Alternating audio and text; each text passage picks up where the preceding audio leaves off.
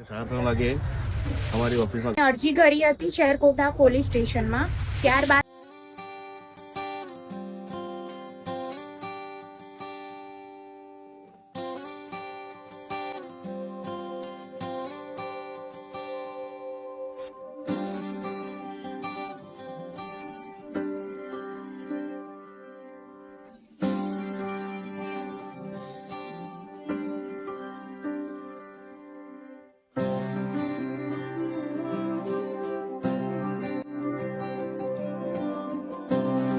ઘરફોડ ચોરી થયેલી, તેમાં 3,81,00,000 લાખનો ટોટલ મુદ્દામાલ ચોરી કરીને અમારા ત્યાંનો નોકર જ ભાગી ગયેલો અને અમદાવાદ પોલીસની સત્વરે કાર્યવાહીના કારણે 12 કલાકમાં જ બપોરે મતલબ શનિવાર રાત્રે 3:30 ચોરી થઈ અને રવિવારે બપોર 3 વાગ્યા સુધીમાં આરોપીને સુરતથી પકડી પાડેલો.